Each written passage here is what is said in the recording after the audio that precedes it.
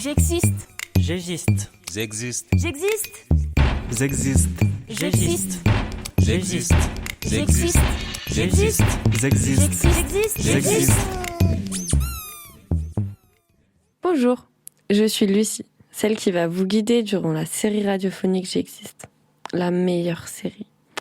J'existe, c'est le podcast qui donne la voix aux personnes confiées à l'ASE, un acronyme qui signifie Aide sociale à l'enfance.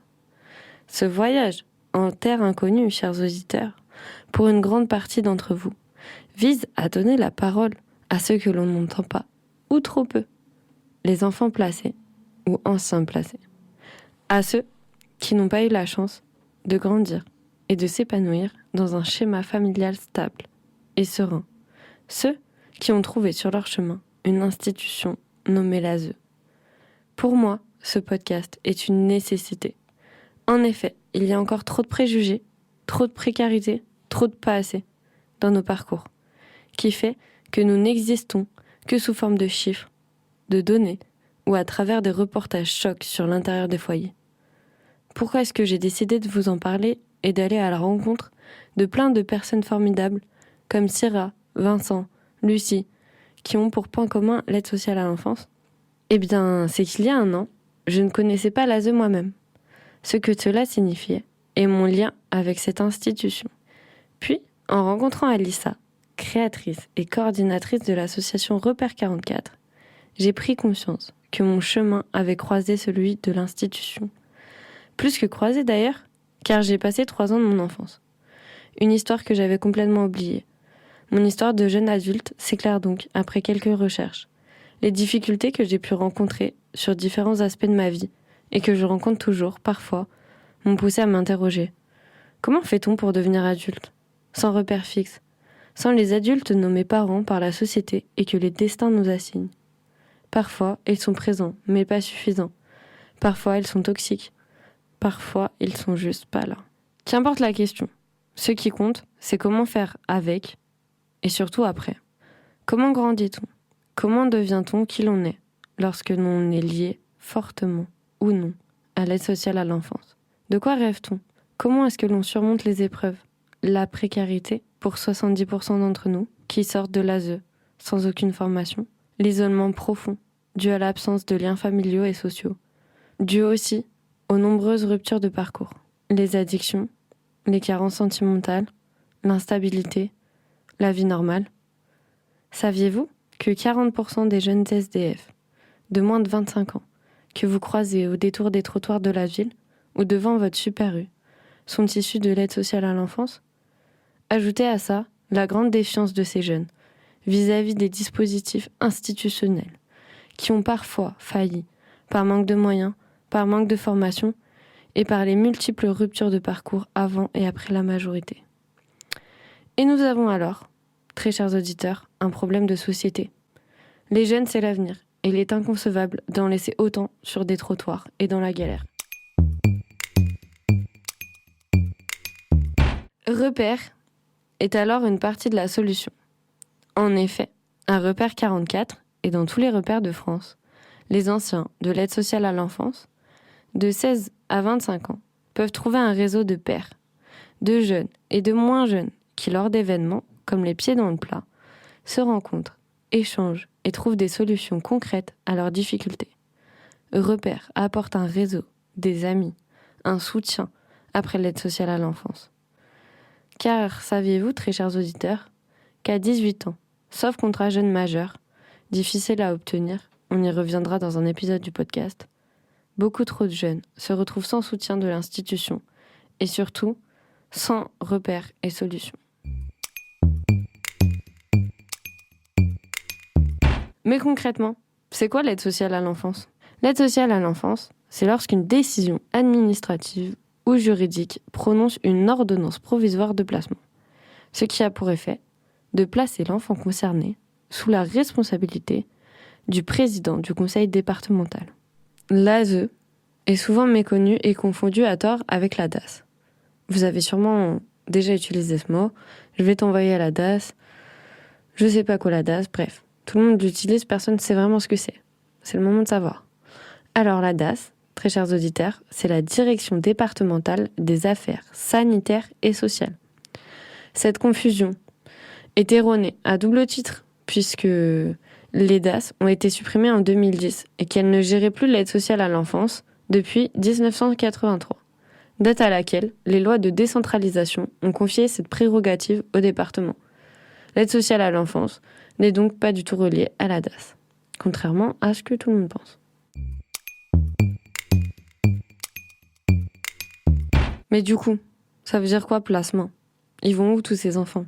Les services de l'aide sociale à l'enfance, suite à une information préoccupante, IP ou un signalement au 119, vont prendre en charge l'enfant. Ils vont identifier un lieu de placement pour lui, idéalement le plus adapté à ses besoins. Concrètement, il y a 4 options. Option numéro 1, l'enfant ira dans une famille d'accueil. Option numéro 2, les maisons d'enfants à caractère social. C'est ce qu'on appelle des MEX ou plus communément des foyers. Tout le monde en a entendu parler, personne ne sait vraiment ce que c'est. Les lieux de vie et d'accueil, LVA, aussi un peu inconnu au bataillon, mais ça existe. Et enfin, il existe les pouponnières pour les nouveau-nés. Sauf que, sachez que malheureusement, et faute de moyens, mais aussi souvent de places disponibles, les placements ne sont pas toujours réalisés à temps, ni dans les structures adaptées. Et pourtant, le Code de l'action sociale et des familles dit que l'aide sociale à l'enfance est chargée d'apporter un soutien matériel, éducatif et psychologique aux mineurs, à leurs familles, aux mineurs émancipés et aux majeurs âgés de moins de 21 ans, confrontés à des difficultés sociales susceptibles de compromettre gravement leur équilibre. Mais c'était comment avant ? Venez, chers auditeurs. Prenez votre sac à dos, on va dans le passé. Découvrir l'histoire de l'abandon.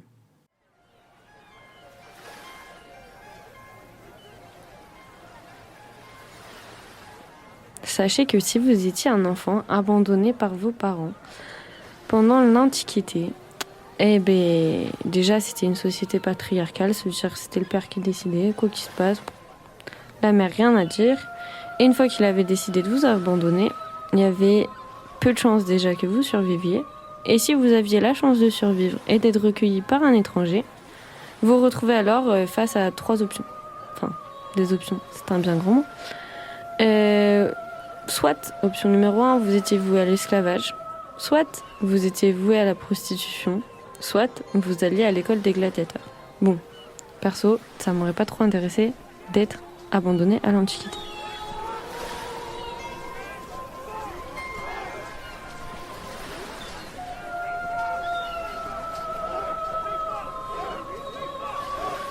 Peut-être que c'était mieux au Moyen-Âge.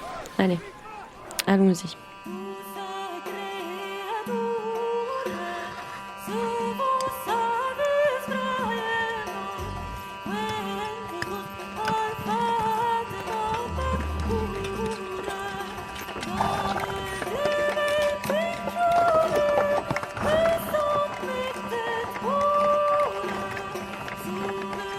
Non, c'était pas mieux. Même si, avec l'essor du christianisme, on reconnaît un peu plus de respect à la personne humaine, et notamment, on accorde un peu plus de protection aux plus faibles, notamment aux enfants. Si vous étiez un enfant abandonné, vous auriez quand même pas plus de droits. Vous aurez des timides formes de protection, venues de la religion, on sait pas trop quoi, on sait pas trop comment, bref. Il faisait pas bon non plus d'être abandonné au Moyen-Âge. Nous voulons la Bastille! C'est avec moi.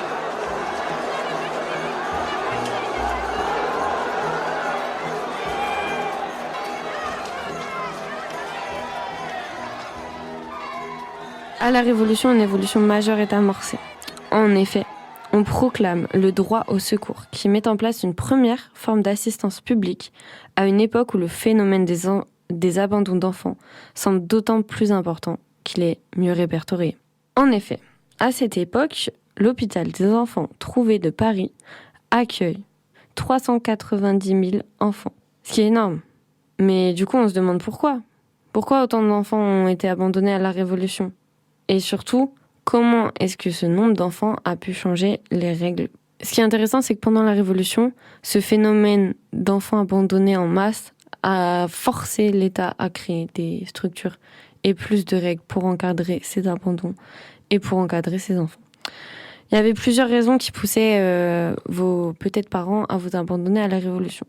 Première raison, la raison sociale. Il y avait aussi et surtout des réalités économiques, des crises de subsistance qui provoquaient des vagues d'abandon massifs. C'est donc, très chers auditeurs, face à ces situations récurrentes, que la Révolution a organisé les bases de l'assistance publique. Ces bases étaient fondées sur les principes du droit au secours, définis par les philosophes des Lumières.